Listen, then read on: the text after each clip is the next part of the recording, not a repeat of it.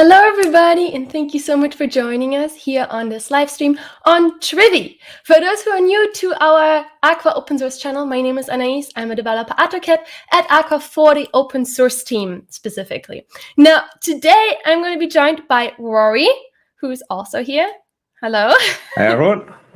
You want to give a short introduction of yourself or a long one? I'll go for as short as possible. So hi, I'm Rory. I'm a cloud native security advocate at Aqua, where I can work on open source and a lot of other stuff as well around security. Awesome. So we're going to talk in this live stream about Trivy. We did a previous live stream on Tracy already.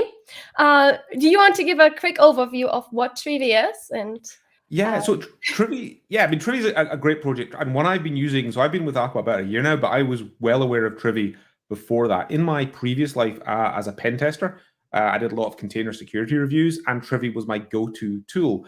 What I used Trivy for and what it kind of started with was container vulnerability scanning. So checking container images, looking at them and saying, are there any outdated pieces of software in here that, should be upgraded or are vulnerable? And it's something which is, over time has been growing and growing. And that's one of the things I think we can cover today is some of the great new features that maybe if you know it as a container vulnerability scanner, there's other things you can do with it as well. So we can talk about that too. And we're going to look at those in this live stream as well. Yeah. Awesome. So just saying hi to some of the people who joined and whom I recognize from Twitter as well. Welcome, Rania. Thank you for joining. And I can see Onion. Thank you so much for joining. It's really great to see you. So if you want to comment questions, participate in the chat, then you have to be subscribed for any amount of time. Just subscribe to our channel and then you can talk in the chat with us, give comments and ask questions. So let's maybe jump right into Trivy and see how it works. Hi, Alistair. Just gonna pop up in between different people. Let's get started with Trivy. Let's start with. We'll mention briefly installing because I've already got it installed and set up because obviously it's a live stream and I want to make sure the tool works. But let's briefly talk about installation. And so I'll drag across very quickly. This is the Trivy GitHub page, which is a great place to start. And from there, one of the things you can get quite easily is a documentation link. So we've got a doc site here. And on the doc site, there is a great getting started and installation guide. Now, one of the great things about Trivy, and again, very useful, is there's lots of different ways it will meet you kind of where you are in terms of installation. You can use, you've got RPM, we've got Debian, we've got Arch Linux. You can do the curl bash thing if you want to do the curl bash thing. And you can do binary downloads and from source as well, and indeed run it itself as a Docker container. So lots of flexibility there, whatever suits you better. But I've got it installed. And running, and so we can start, and let's start with the most basic use case. This is kind of like where you would probably start with Trivy, the first thing you would do, and this is scanning a container image. So Trivy I, right, and then the name of the image you want to scan. Now, kind of an interesting point and one that's worth mentioning is that Trivy will hard code the registry you're pulling the image from as being Docker Hub if you don't tell it otherwise. And it does that because that's what Docker does, right? So most people, when they're writing manifests, they're going to assume that Docker Hub is the registry, and they'll do that. If you want to specify a registry, you can just put the full, URL and port as you would with Docker. But if you don't do that, that's what it's going to do. So what this will do is this will scan the Ubuntu 2004 image. And as you can see that's really quick. That's because I've scanned this before, and Trivy will cache images. You can turn that caching off if you want it to rerun. But for our purposes, that's how easy it is, right? Very, very, very simple. You get Trivy, you tell it what container image to scan, and bam, you've got results. And we've got, where are we? 57 bindings, including, some lows and mediums, no highs and criticals. You'd kind of expect no highs and criticals because this is one of the kind of one of the base images that Docker provide, and they kind of maintain it. But obviously it's not zero, which can be a surprise to people. You think, hey, I've scanned this thing and it comes from Docker Hub and it's an official image. Why am I getting vulnerabilities? Yeah. And there's kind of a number of parts to that. There's actually like a number of reasons. The first one is one to do with how Ubuntu and Debian work. Ubuntu and Debian maintain a list of fixed patches, things for which there is a CVE, but the Debian or Ubuntu project have chosen not yet to issue a patch. And that might be because they consider it low risk, or because it's maybe a difficult one to fix. By default, Trivy, in common with a lot of other container scanning tools, will tell you about those vulnerabilities. So this includes things that even if you do apt update, apt upgrade, will still be there. That's different. And you can also install Trivy and X. Woohoo, thanks. So that's one thing to watch out for, is the fact you get unfixed. If you compare that to like old school vulnerability scanners, so like Nessus, Rapid7, all of the kind of traditionals, they don't tell you. So it can be a bit weird because you can run a scan on the same system and get two different sets of results. And I know that confuses a lot of people. You run two different scanners on the same thing and get different results. This is one of the reasons. Trivy is super flexible, so it will actually let you add.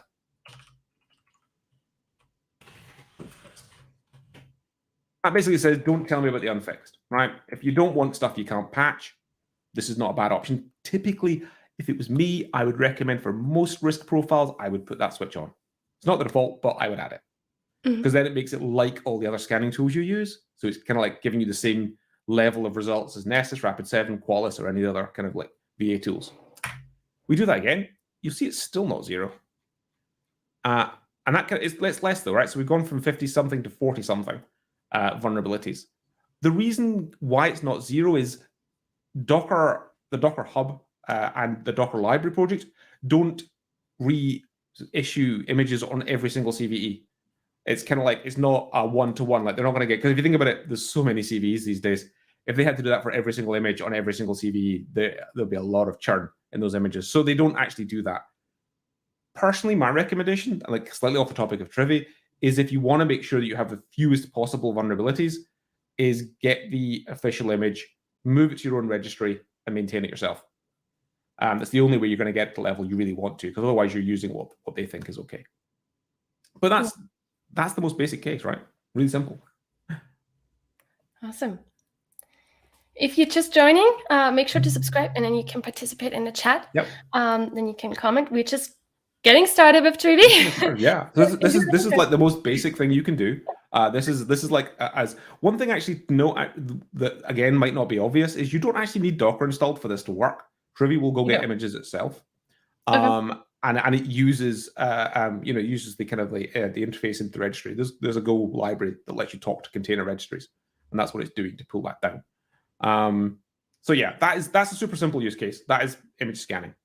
But one of the cool things about Trivy, kind of like one of my favorite things, is it's really flexible in terms of how you can scan stuff. So there's another option we could do here. Let me just make it direct. Flexible, what do you mean by flexible? So flexible is like, so say I don't have a container registry, right? I've got a tar file, because an interesting thing about Docker images or container images, they are just tarballs. So like if you ever get a Docker image, you can turn it into a tarball. So say I've got a tarball that is a container image, and I want to scan it before I load it into my registry. Say for example, third-party software provider has given me the Docker image as a tarball. I'm in an air-gapped environment because I don't want to be connected to the internet. It's a high-security environment, and my compliance policy says you will scan this image before you run it. That's not an unlikely scenario. So if I go into directory, what I'll do is I'm going to get that Ubuntu image from before, and I'm just going to use this Docker command. This is just a Docker command that basically saves any image as a tarball. It just basically turns it back into a tarball. If I do that, that gives me a tarball, that is the container image. So Trivy will just let me scan that. You can just tell Trivy, hey, you know what? I want you to scan a container image, but it's not actually in the container registry. It's in a file. And so you give it an input flag. So it's minus input, and then give it the name of the file that you want to scan. And boom, does the same thing. So it recognizes that. It says, hey, you've got an Ubuntu image, and I'm going to give you back that 57, which is the same number we got when we ran it before. So it's literally just the same thing. And that's kind of like one of the ideas is that's like, it's kind of flexible. And you can even, if you, another way of using scan, Trivy, so another kind of flexible option, is you can scan file system. So you don't even, so this is where I was saying, like, Trivy, when it started, was a container scanner. You scanned images. That's what you did with it. No more is it a scanner, because if you think about what Scanner is doing, it is just looking at certain data, analyzing it against a database, and coming to a set of conclusions, in this case, about unpacked vulnerabilities. Once you've got that process, it doesn't really matter where the information it has, where it's parsing to actually get that information. It doesn't matter where it is, container image, file system, network location, anything like that.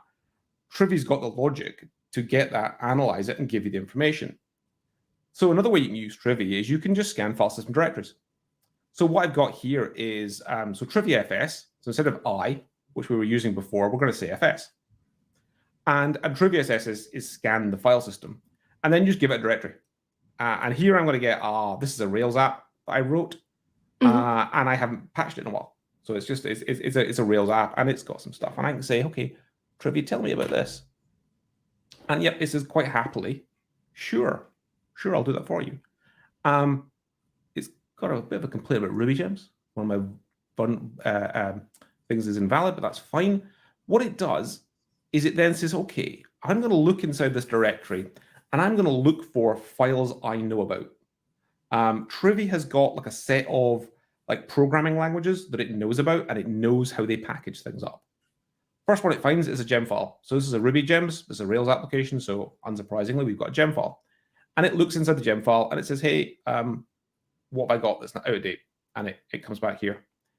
And then it also finds a yarn file. So Rails apps have some yarn in there as well. And it goes away and it finds the same thing. And it says, okay, cool. Here are all the vulnerabilities I've found inside the yarn package manager as well. So it'll kind of, you can kind of pick out different things that it's actually doing. And okay, at this point, actually, I'll kind of mention, go back to the website. There is a, where are we? There we go. Let me just. So there is an actual list of all the different things it will find. So you see what it'll see. So it'll find Ruby, it will find Python, it will find PHP, Node.js, .NET, Java, Go, Rust. And it's kind of an interesting point where you're looking at container vulnerability scanning tools, or indeed any vulnerability scanning tool. One of the questions that's worth looking at is, are the things that I use covered? Because not every scanning tool covers everything. Some will specialize in different places. One might be I'm like more focused on Java, so I've got great coverage of Java. One might be, I've got more focus on a specific type of operating system. So it's one to watch for is like in scanning tools, because you might come back and go, I've scanned this and I get no results. And the answer might be, I'm getting no results because the thing I'm looking at isn't supported. And you can also, we've got a kind of nice little matrix here, which is how can you scan for these things? And different ones are supported in different places. Awesome. So we have a conversation going on in the chat about Cosign. Trivy will start signing its container images with Cosign in the subsequent releases. And that it will probably be added soon. Yeah, Cosign, I'm super excited about Cosign. It's a digression, but I'm really so excited to see Cosign do well, because I've been a security for 20 years now, and I've been wanting signing to take off for that entire time. And every time I've seen like in maybe an email or in file systems or anything, the reason it doesn't take off is because it's a pain to use. It's a pain to manage the keys. It's a pain to make it work. And Cosign just works. You add Cosign to a GitHub action, and it just works, right? It signs the images, and away you go. And there's details and things to know about, but it's like a kind of a first user experience. I just want to sign something to make sure I can do it. That's the simplest you can possibly do. Copy in the action, run the action, signed container image turns out the other end. I love it. I love Cosign. And see more support for it. Yeah. I think you wrote a blog post about it, no? Yeah, I did. Yeah, we have a post on the Alpha blog about getting GitHub Actions working. Actually, maybe I'll mention at the end of this if we get time, because you can actually use Trivy in your GitHub Actions as well, right? So you can actually have your GitHub action when you create your container image, sign it, and also punt the security information into GitHub security. Why are some things? That is actually a good question. I looked at this thing, and I will say I thought the same thing. I think, why is some of them? I may have to go and ask Teppy that one. I'm going to get the gem file. We will ask. Yeah, we will ask. I'm actually not sure, because gem file lock should work inside an image. Oh, it's picking up gem spec. It may just be where, so for Ruby, it's picking it up. It's using lock files here. Oh, and it's using package managers here. I actually think you'll probably find it for each language. It looks like this is a ported version. So it's using lock files on the file system and package JSON in the images. I'm wondering whether that's just because when you deploy to an image, you're more likely to have a package JSON and not a package lock. I'll find the exact answer, but if I'm guessing, and I am guessing, it looks like that's how it's doing it. Because it looks like for each one, so in images, it's going to look for Java, it's going to look for the jar file, right? Because that's what you deploy to an image. But in the file system or repository, you'd have the POM XML because you haven't built your jar necessarily. You got the source code. So for Java, that's the thing you would find in a source code repository. And for Java, that's the thing you would find in an image. So that's my kind of like vaguely educated guess, is that that's what's happening there. So yeah, it's good. Like this is one to watch for, whichever scanning tool you're using. We are expanding support. This has expanded a lot even in the last year. I'm sure we will continue to expand support. And obviously, Trivy is open source. If someone's got a super strong feeling about a specific package format you would like to see added and would like to add it, I'm sure that we'd be very happy to get that kind of contribution. There's another question on. Maybe you can talk a bit more about RootFS command. From a squash FS. Now that's an interesting idea. Look for out of the back of a squash. So I'll explain RootFS because I've got that one down. Let me go actually show RootFS. Yeah, so I'm going to SSH somewhere else because this thing I'm running from now is WSL, and if I try and run that, it's going to try and scan my entire Windows PC, which will make it very slow, and we'll be here for a long time. So I'm going to SSH somewhere else. Okay, so I've got this as just another Linux VM, and this is Trivy RootFS. So what you can do is you can just say sudo Trivy RootFS, which is scan the whole host. And yeah, just tell it the directory. I'm going to say scan that. And it will go away and it will think about it. This will take longer because with RootFS scanning, what it's having to do is actually like parse the entire thing. And it's going looking for anything it can get its hands on. And what it's found is a whole load of stuff. Would I want to use that? Would I want to use that inside containers or? Yeah, so that's mainly for VM scanning. I mean, you could go into a container and run RootFS scan. I think that would work. But why would I do that over just scanning the container in that case? It would be a weird setup. Yeah. If I'm trying to come up with a reason why you would do that, I guess I might think that maybe I'll go back to my life as a pen tester. Sometimes as a pen tester, you get given a compromised container and going, that's your scope. You're not allowed to still have some stuff on the host, and you're also not allowed to talk to our internal registry because it's private. This has happened to me. I have had that kind of thing happen to me. So at that point, I might install my tool in a running container and go, this is really not great, but hey, it'll work. Pen testers are the masters of hacking. Like something's really weird. How do I do it? I can make this work. It's a hack, but it'll work. So yeah, I'd be going for that's a dumb hack. Let me see if I can make that a little bit smaller. We can get it. So what that's done is that's basically looked for anything it can get its hands on and scanned it across the entire host. And you can see that's pretty noisy. It's found a whole lot of stuff. So I've got various copies of Helm on this machine. Sometimes inside, actually kind of like fun here, down here, where am I? It was down here a bit. This is fun because Trivy's actually gone into the overlay file system of the container images that are on this host and found things like Helm binaries. So it really, because if you think about it, and again, this for people if you've not done as much Docker, every single Docker image and every layer from every Docker image that you put on a machine lives in var lib Docker somewhere. It's not super easy to find because you get directory paths like that, which are not exactly the most easy thing in the universe to work out with. But it's actually kind of interesting because you can actually, if you ever want to go spelunking around in what's going on in images, or if you're a bad person, if you want to go modifying things in container images, you can go changing stuff in here if you've got root rights to a machine, and then container images will just pick up the modified versions. But that's what Trivy is doing. Essentially, Trivy is going all the way through this host, and it's finding everything. And one of the things actually is kind of important to mention, because it's not one of the ones we've mentioned so far, is Trivy does this thing with Go binaries, where inside Go, and it's a peculiarity of Go, if you look inside the binary, it actually has things about the dependencies and packages that are supporting the binary inside the binary itself. So it will scan Golang binaries. That's really useful if you're using static, if you're using Scratch images and you're using statically compiled binaries, because usually the problem there is how do I scan once I've built it, because I can't, because there's no tooling. And the answer is Trivy will do that. But wow, yeah, there's a lot of stuff. So RootFS scanning is kind of noisy.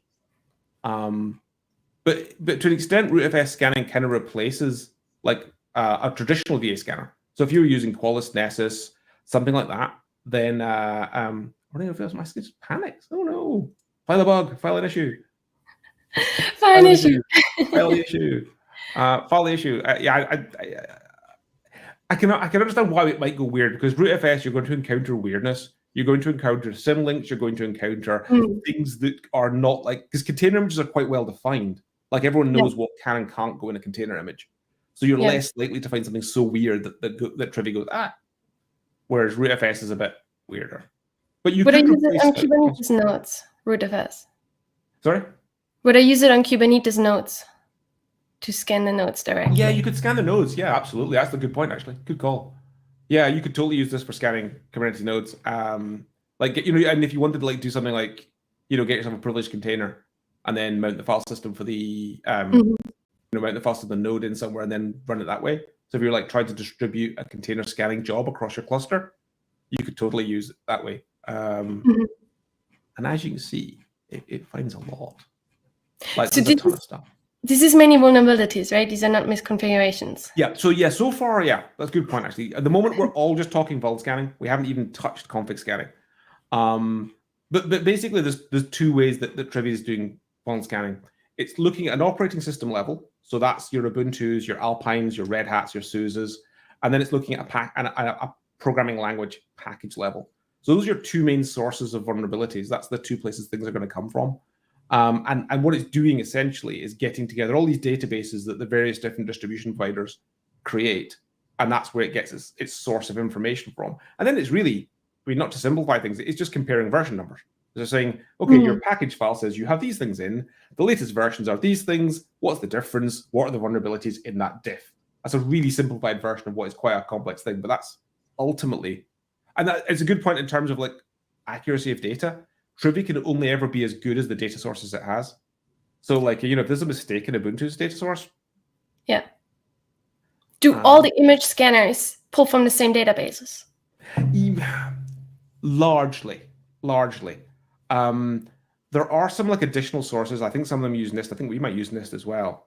And there's some other, there's a lot of chat in the industry about the idea of how can you enrich things to try and make it better.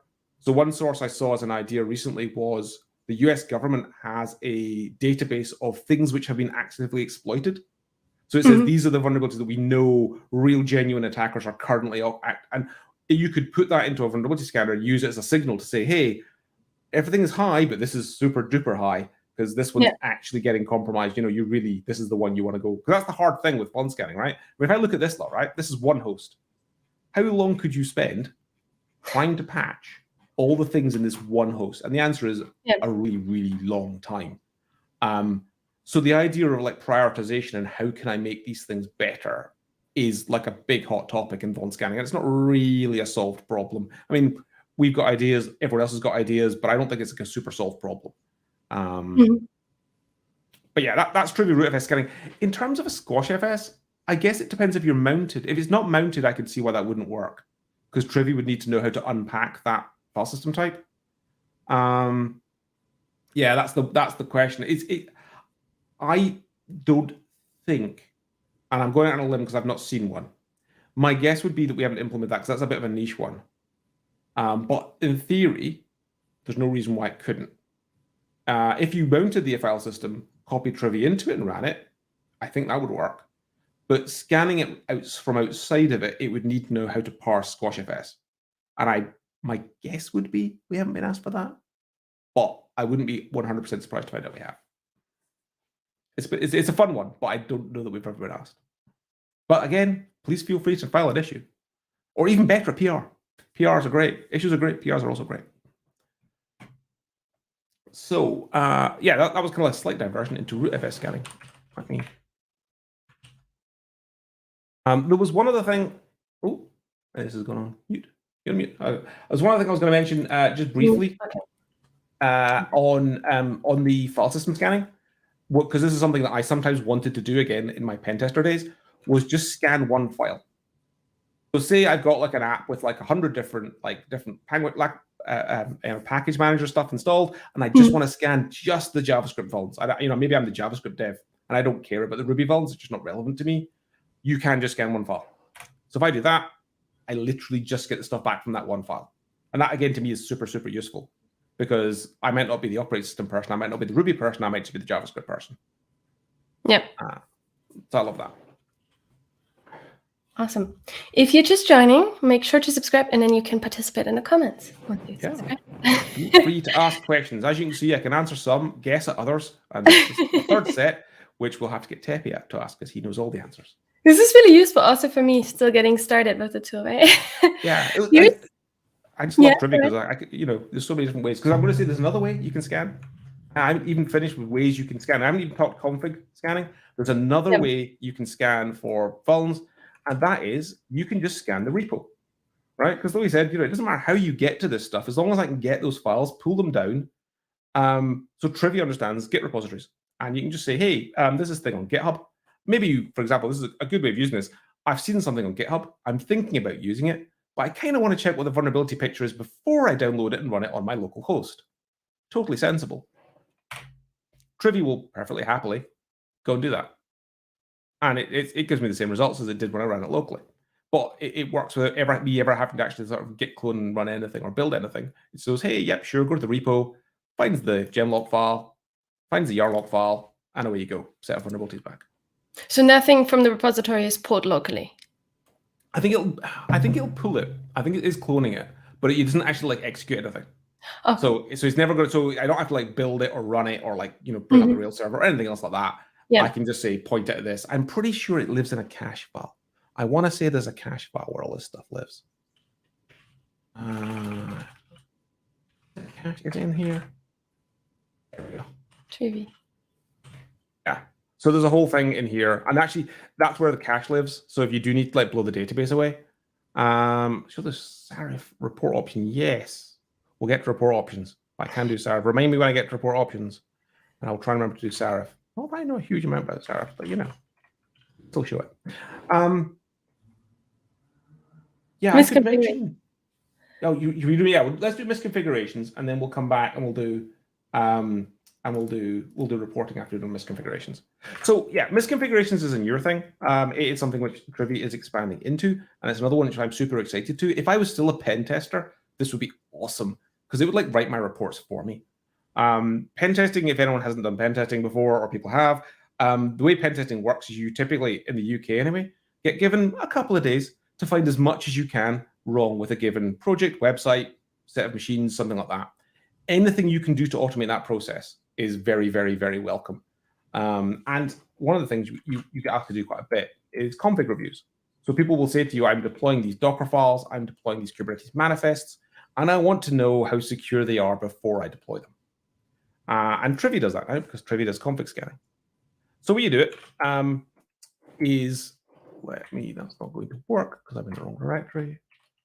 So basically you just point Trivy at a directory or a file. And you say, hey, Trivy, I would like you to go and scan this directory, look for any file types that you recognize. And this again comes down to, what do you recognize? What do you know? What formats do you understand? Parse them and then run them against a set of rules that we've got defined and give me the output. And I'll do this and I'll kind of go back and talk about the different types of files and things. So if I run that, that was me running. I've got a directory where I got some known bad manifests. These aren't ones that I would ever actually use. But so there's a Docker file. What else is in there in the directory? Yeah, so I was going to say, we've got a Docker file. We've also got, at the moment, I've got a Docker file, Kubernetes manifests, and a Terraform. So we've got a couple of different ones.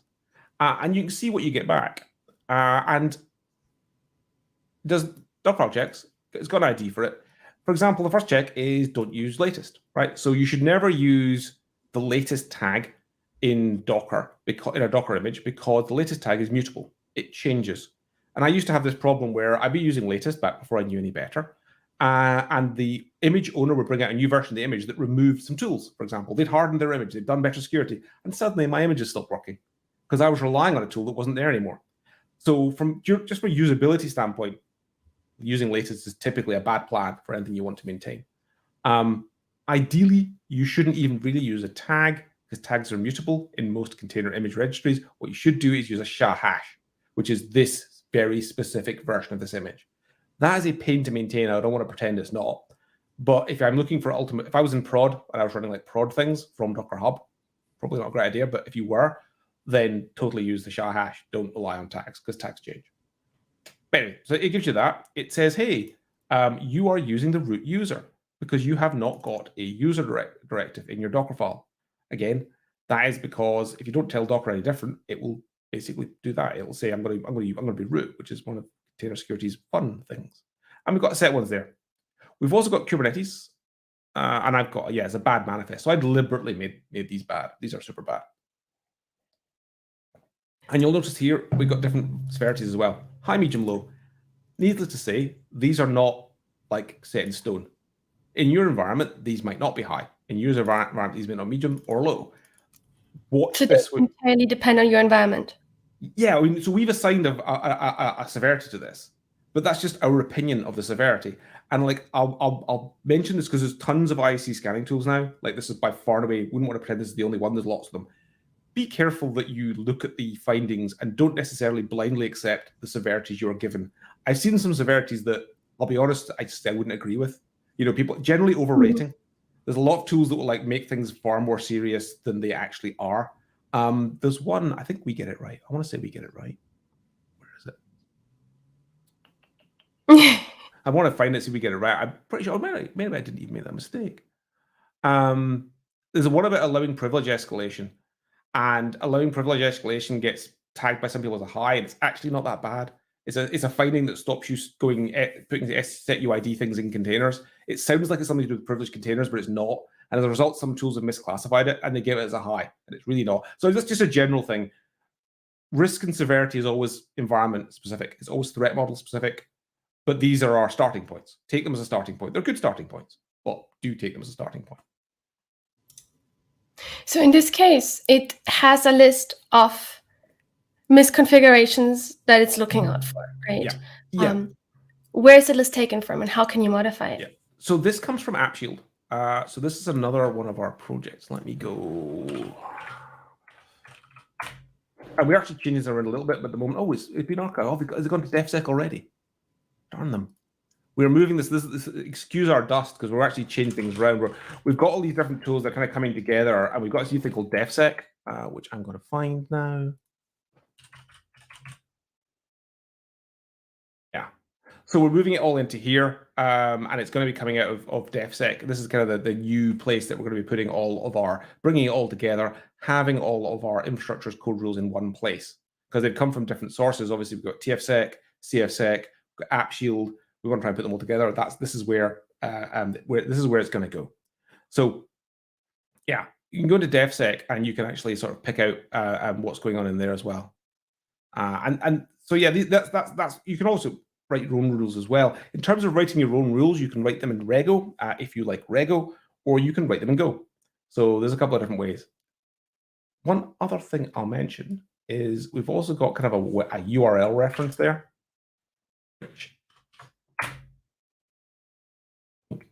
We've actually got some additional information and links to the Rego policy document and also links to additional information. So if you see one of these things, you think, well, what does that mean? You know, what does default capabilities not dropped actually mean?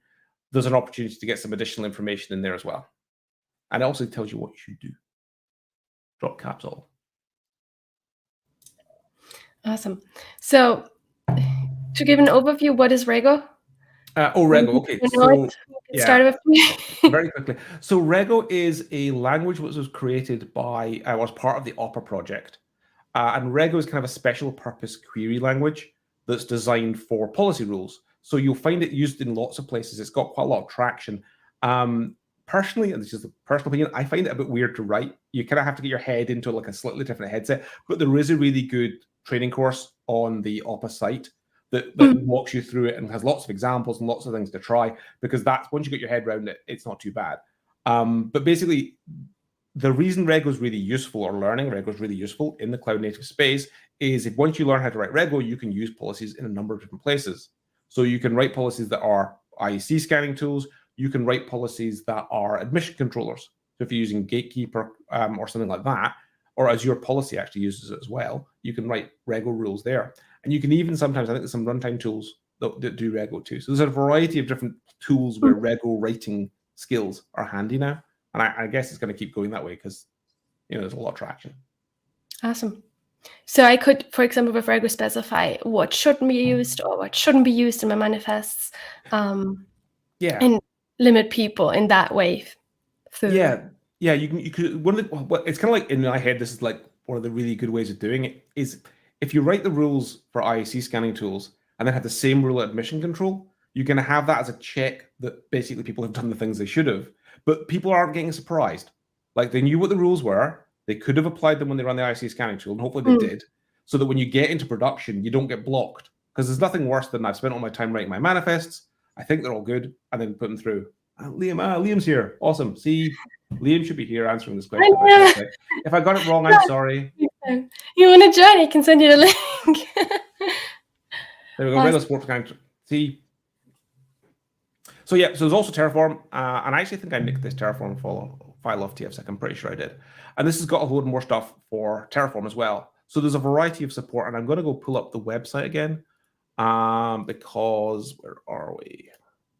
Misconfigurations. Yeah, so in Trivy right now, which is also which might be important to mention, that vulnerability scanning, misconfiguration scanning are two separate parts in a way of Trivy. That's why the documentation also kind of makes a distinction, because for misconfigurations you can exactly customize policies, you can compare different files, different configuration files with each other. For example, in Kubernetes, when you write lots of YAML files, you can make sure that the labels are correctly added to each resource and things like that, right? And that's kind of why the distinction here is made, and between the different commands as well. Now, maybe we can dive into the advanced section, because there are lots of, like, I would say, Easter eggs that people might not be aware of when I walk them through Trivy as well. Yeah, I do. It was one of the things I was going to mention. So I was mentioning about Serif. We mentioned reporting. You get your data. So far, all the time we've been getting our data back, we've just been doing like the table format. The table format is like where we start. But it's worth knowing that there are some other options, kind of very useful. First one is JSON. So obviously you can happily get JSON out of Trivy. We'll just go back to our kind of initial thing, and it'll give you like some quite long JSON. One thing, just as a pointer, because I make this mistake tons of times, -Q. -Q gets rid of like the status messages that come up when Trivy runs, because if you try and pipe that into a JSON parser, it'll complain if you don't have the -Q. So always have the -Q. And if you want to have a bit of a better look at it, this is my new favorite JSON tool, which is JLess. JLess is awesome, and I'll show you why. Because look, interactive JSON looking at is really cool, and it actually lets you see what Trivy is telling you. So it tells you what the target was. It tells you, was this an operating system package or a programming language package? It tells you what type. All the information you ever wanted to know about why did Trivy tell me this? Why has it given me this vulnerability? And a lot of this isn't in the table, because obviously the table would look like this and it would be totally unreadable. But you can go into the JSON and you can say, okay, exactly what image layer did this vulnerability come from? What happened? Where did the information come from? Well, it came from the Ubuntu CVE tracker. Okay, I now know why Trivy has told me this. So if someone's saying, hey, why is Trivy giving me this finding? The information is all there. You can find out that it was from the Ubuntu CVE tracker, and it was this CWE, and it was this CVSS score, and here's the different scores. Briefly to mention CVSS scores. CVSS scores are how people score vulnerabilities. Again, like I said with the configuration scanning, these should be treated as a guide. These should not be treated as definitive. Lots and lots of people treat them as definitive. They do not account for your environment. They don't know anything about your environment. They don't know anything about your threat model. And I'll be brutally honest and say some of them are flat out wrong, because they were designed by an analyst sitting in a room who'd never seen necessarily the software deployed, and they are tasked with rating it. and I've seen ratings that are way too high. I've seen ratings sometimes that are way too low. You can actually go and look at why they came up with it, which is kind of like this kind of fancy looking formula. But fundamentally, with this fancy looking formula, it's just a guess times a guess times a guess times a guess, turn it into a number. There's more to it than that, but just saying don't treat these things as definitive. That's my personal CVSS rant, and there's a talk I can point you out where I spend half an hour basically ranting about that. But it also gives you references. So I want more information about a specific vulnerability. Cool. Here is lots of information about that specific vulnerability. So just to say that in JSON, there is a ton of additional information that you can use. So if you want to, you can like don't want the table. Cool. I'll part it out that way. Awesome. So yeah, that was that one. And I wonder if I can do this. Oh, what other one? Say I just want the vulnerability IDs. Right? I just want to know what vulnerability IDs were in that. So I'm pen testing, for example, and I don't care about the details. All I want to do is get a list of CVs so I can go put them in a report somewhere. Super easy. Our friend JQ.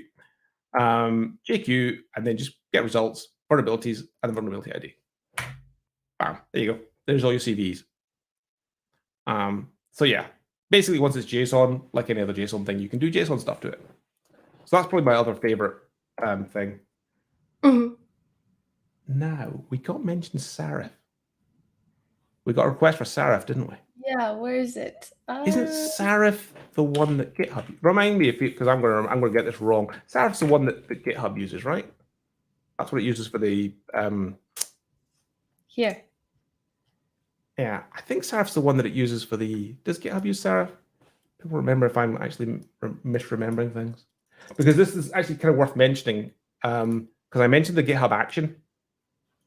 So this is the GitHub action that we walked through in the blog. I'm going to make this bigger because it's not going to be super visible. Where are we? Yeah, it is Serif. There we go. So if you see, this is a GitHub action, and this is the stock GitHub Docker publish action. Yeah, that's it. I thought that's what it was. My memory is not failing me. Woohoo! This is a GitHub action, and this is mainly just the stock GitHub Docker image action. And this is the one that does cosign for you. Where is the cosigning? Build and push, sign the published image. So this is actually doing cosign for you. This comes out of the box. But what we've added here, what I've added to my one, is I've got Trivy. So Trivy here will run as part of my action. And it will get the image that's just been built, and then it'll create a Serif format result. And then what it does is upload that scan directly to the GitHub security tab. So what this does, this runs every night. It rebuilds the image, it resigns the image, and then it automatically updates the current vulnerability information to GitHub security. And what you get here is, oh wow, I have not patched this in a while because I've got 1069 current. So this is not what I'm maintaining super well, which is why it's got 1069. But that's really useful, right? Because it just automatically. I see your blog, yeah. In case somebody wants to look at that, but that basically is really cool, and that's one of the things you can do with Serif. Essentially, is get that information, punt it straight into GitHub, and the whole thing's just automated. Which I said, like ease of use and automation is such a big win for me. And the fact that I did that, there was only like one tricky part, which was working out how to refer to the image name. But once I worked out to do that, it was quite cool. So yeah, that's Serif. You can also get HTML if you want like an HTML table. So there's a number of different reporting formats, and I think we probably have it on the website. In fact, I'm sure we do. Do we have reporting? Report formats. I knew we would. So at JSON, we've got Serif. You can have custom templates if you're feeling fancy. XML. I don't even know. Oh, it's AWS Security Hub. I was going to say I don't even know what SSF is. There you go. AWS Security Hub and HTML as well. So depending on what you want, there's lots of different ways to make that data and turn it into something which works for whatever world you want to live in. Awesome. If there are any questions, make sure to subscribe and ask in the comments. I actually have a question that I wasn't sure about. You can have a Trivy ignore file, like you have a ignore file. When would you use a Trivy ignore file? Yeah, it's a good question. The answer is, so like I said, remember what I said about CVSS scores and CVEs? Sometimes they're flat out wrong, let's be honest. They're not right. CVEs get assigned to packages that shouldn't have, or they're not relevant. There's a really good example, which was in Alpine. I want to say it was like 3.13. there was a vulnerability where there was essentially a blank root password in the container image. Now, a blank root password on a host is super, super bad because it means you just go SSH root at hostname and it'll log you in with a blank password. Super dangerous. In a container image, unless you're using PAM in the container image, and I've never seen a container image do that, it has zero impact. So instead of being a critical, it's essentially, if it's even a low, I'd be stretching to call it a low, because you typically only have one user inside the container. You don't switch user, and you don't use PAM to switch users, even if you do. So at that point, great use for a Trivy ignore. I'm going to put that I'm going to look at this, the CVE. I'm going to research it, find out that it really doesn't matter inside containers, and then I'm going to put it in my Trivy ignore file. Okay. And that's going to remove it from my files. And there's a lot like that. There's a lot of times where you dig into a CVE and you look at it and you go, hey, this just doesn't apply to my environment. It's in a container image, so it doesn't apply, and it's local privilege escalation, or it's something else like that. And this isn't relevant to me. So that's when you want your ignore file. And there's actually something that's happening recently. There's a thing called Vex. And this is an idea by the industry to try and work out how to make CVEs better, to reduce that number of irrelevant issues. But it's pretty early days. And the idea is you could actually say, this package only uses these functions out of a library. So if the vulnerability is not in those specific functions, don't flag it. But that obviously requires the work. So each package has to say, hey, I know exactly which functions I use out of the vulnerable library, and I've done that work to prove that. And I'm not sure whether people are going to do that effort. But if they do, it'll be cool. It'll be awesome. Yeah. Awesome. That answers my question. We have a few questions in the chat, and I want to dive into the advanced section for a second. Yeah. Okay, advanced. So yeah, we've got a number of different things. Oh, Sbombs. I should mention Sbombs because that's a new one. That's in the advanced section. Sbombs is new. We've just got initial support for Cyclone DX. I believe we're working on SPDX as well. So you can generate Sbombs from container images. So yeah, was there another one you want to do specifically? Just I know that some people were looking at air-gapped environments. Maybe an overview that would work because right now we've seen that Trivy basically pulls external resources. Right? That is a good point. Yeah, we want that. yeah. In terms of what Trivy does with its, so obviously the thing it needs is this database, right? And the database is rebuilt on a regular schedule. So I want to say 6 hours is in my head is the right number. Every number of hours, the database is rebuilt and it pulls again all its sources again, and it rebuilds it. And then when you run it, Trivy will check and say, hey, has it been so many hours since I last checked? Is there a new version? Okay, there is. Go get. If I'm in an offline environment, I have a problem, which is I pull it in once, and then what do I do? And the answer is we've actually got instructions to do that, where you can actually push it in. The fun one is this, because I'm guessing most people won't have heard of ORAS. And ORAS is actually super cool. Container image registries like Docker Hub are just file stores, and you can treat them like file stores. Traditionally, they only are used for container images, but there's nothing to stop you putting anything you want in a container image or in a container registry. And I'm kind of waiting for the bad guys to work that one out. If I were bad guys, because a lot of times people will whitelist Docker Hub and they'll say, hey, we expect traffic from Docker Hub, it's all cool. If I was a bad person, I might be inclined to put my stuff in Docker Hub in order to hide it. But that's an aside. What we're doing here is we're saying, okay, we're going to go and get this from GHCR, which is the GitHub container registry, and I'm going to pull the database down using ORAS. So ORAS is a tool that lets you upload and download files that aren't necessarily container images from a container registry, from an OCI registry. And then we can punt it into the environment in for air gaps. And then we can say, we can actually tell it where the cache directory is. And it's got instructions essentially for how to build that up. So you can actually do that. Non-trivial, but if you're in an offline environment, it's pretty much the only way you're going to work. Offline environments are a huge pain to work in. I've had to work in a couple over the years, and they are nasty. So it's nice to see that Trivy's got that support. And again, same idea. You can download from misconfigurations too. To give them ideas. Sorry, it's the penalty of being a pen tester. You can't really turn off the idea that you think, hey, how would I break this? Amazing. There are some more questions. So first off, I don't know actually. Are there any plans to add a bot that basically tells you here are the fixes for your vulnerabilities to Trivy?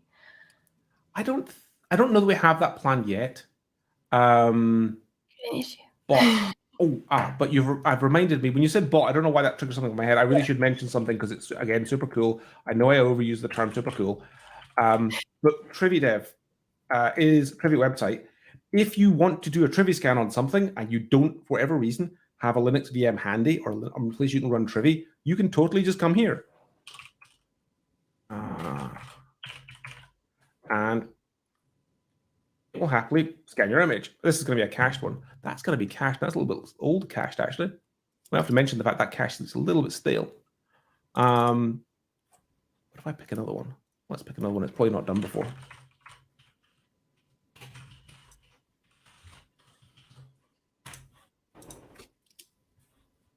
Oh, I've confused it. This is quite a new feature. So if you find any bugs in this, like I think I just did. Totally tell people. There we go. I need to tell it latest. I needed to tell them latest. Right, okay. It doesn't predict latest. It should do. So the default in Docker world is if you don't tell Docker latest, it will assume latest. But that's a convention that Docker came up with. So not every container tool will work the same way because that's just something Docker had the idea of. We'll see if it can pick up my image. But anyway, that's there as well. So that's available to you in the event you don't have Trivy. And you can also get the Trivy docs and other projects from here as well. It's going to work. It does stuff. Oh, I broke it. I'm going to have to tell someone I broke the Trivy dev site. I'll do that after I finish this thing. But yeah, it's available as well. Awesome. That's how you see if it works. Can use an issue. We'll have to check the issue. That's going to be. I think that's going to be one for Teppy. That's actually it's a good point though, and actually I should mention it. Thanks for bringing it up because it is a good point. One I should probably mention. Just like with package languages, it depends on your language and your thing being supported, and every container scanning tool is different. Same for operating system. Trivy has got an ever-expanding list, but it's still not going to be complete. So if you use some like quite niche or unusual distro or very old, you might find that your scan results are weird. If you do find they're weird, that might be why. And again, I'm fairly sure I want to say that we have got a place where we say what ones we do. Yes, we do.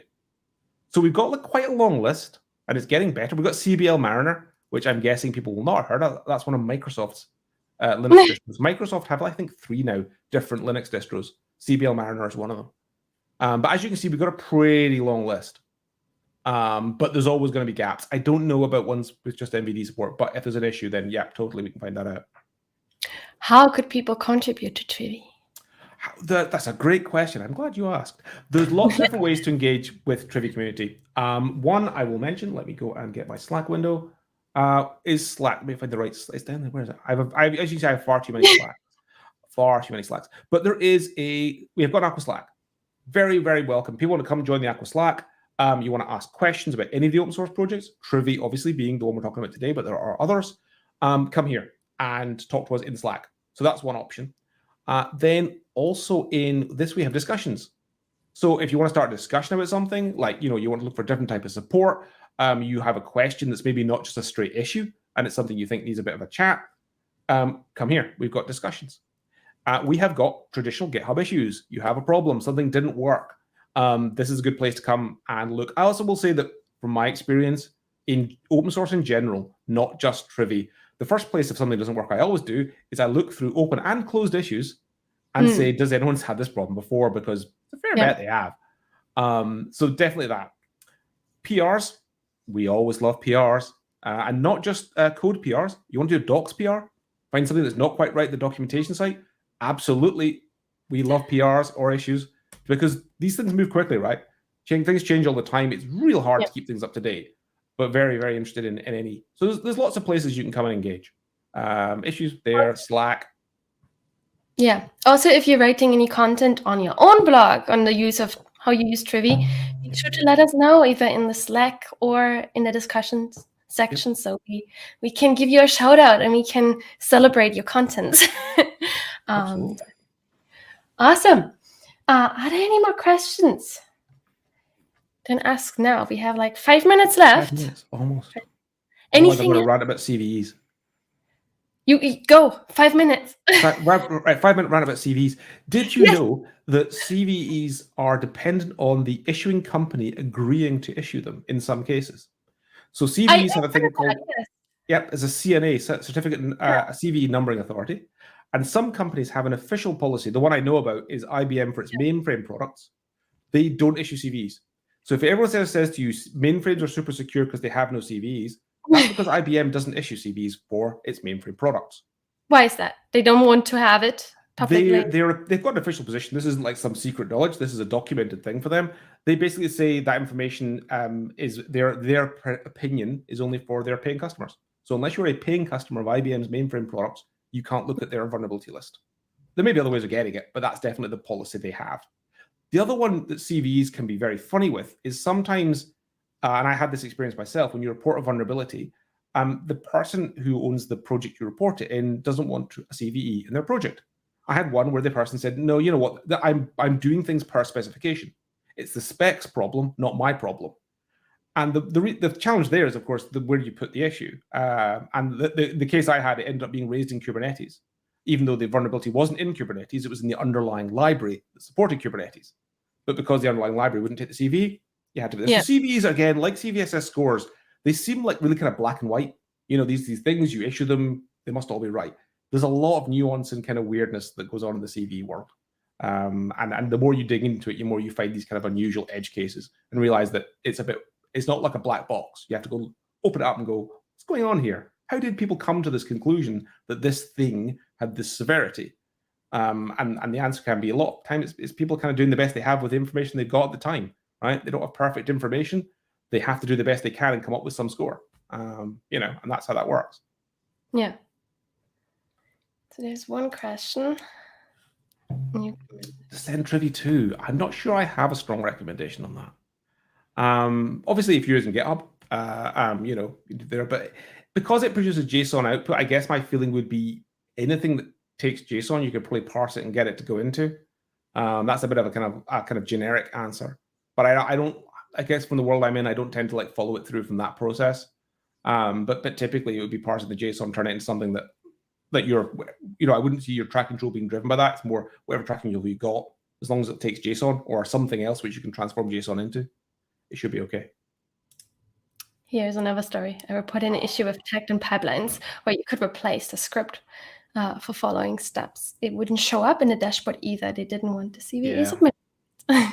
Yeah. CVEs is fun to see. What I've found is that some projects regard, and I think this is the wrong mindset for them, they regard having a CVE as being like a bad thing. It's not. Every single piece of software in the universe, if I see a piece of software that's been around a while and has no CVE or no vulnerabilities and no issues, I'm thinking they're just not telling me. Not true, right? There's no perfect devs out there. There's no team of devs who are like flawless, who can never, ever code bugs. Everyone codes bugs. So if you see no CVEs, you're like, no one's looking, or you're not telling people. You can take your pick, but that's typically how I see that. Yeah, so I'm not. There's lots of reasons. And I've kind of encountered a couple, even with big corporations, who you would think would be fine with it, where their processes are like maybe not the best.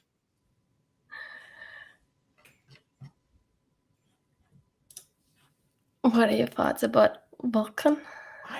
That'd be time to be knowing what Vulkan. What's Vulkan? I maybe have one for a follow-up because I'm not sure. I've heard of the various things. I'm sure there's a graphics toolkit called Vulkan, but I'm not sure if I know Vulkan in the vulnerability scanning sense. So I'm gonna have to pick that one up engine afterwards, and I'll find out what Vulkan is. But Vulkan scanning is kind of an interesting. In the bug stayed in. Yes, and that's the challenge. There is a concept of and I'll mention this. If you're super invested in seeing something get a CVE, you can go to like the certificate numbering authority of last resort, which is typically like the kind of national bodies, security bodies, and you can try and persuade them that it's an issue that needs a CVE. And there have been cases where they have overruled the vendor and said we're putting it, we don't care. But that's a whole, like, you'd have to be super invested to get that to happen, because I don't think that's a quick, easy process. I think that's far more a kind of like meetings, politics thing. So yeah. I'm not surprised. In my time as a pen tester, I found a lot of issues that didn't necessarily get published CVEs, but were issues. So it doesn't surprise me when that happens. Politics involved. Yeah, because I said, like, some people see it as like a bad thing. Like, I found the vulnerability of my project's like a stain on my project, so they're super invested in the idea of it not being there. And it's like, that's not really helpful. I don't think, in reality. But it's how it goes. But Trivy will help you. It'll help you find as many of them as possible in a nice, easy to use, I think we've demonstrated way. Yeah. Check out the resources, link below in the description. And I'll go look up what bucket is. What? Yeah. I'll go look up what bucket is. Homework. That's my homework. Awesome. Thank you, everybody, for joining. This was really great, really informative. Let us know on the Slack channel. Maybe let me put up the Slack channel again. What kind of live streams, what kind of content you would like to see on this open source channel. You can also, if you have something interesting to talk about, something you want to share with the Aqua community, we can also host a live stream or your content on this channel as well. So if you have any interesting talks that you want to share with the community, do reach out, do contribute to Trivy. Give us a star, check out the issues, open discussions, create content, contribute to the documentation. We would love your input. Yeah, thank you everybody for joining. This was great. Thank you, Rory, for walking us through Trivy. Awesome. Thanks for having me on. Thank you. Have a great day. Bye-bye.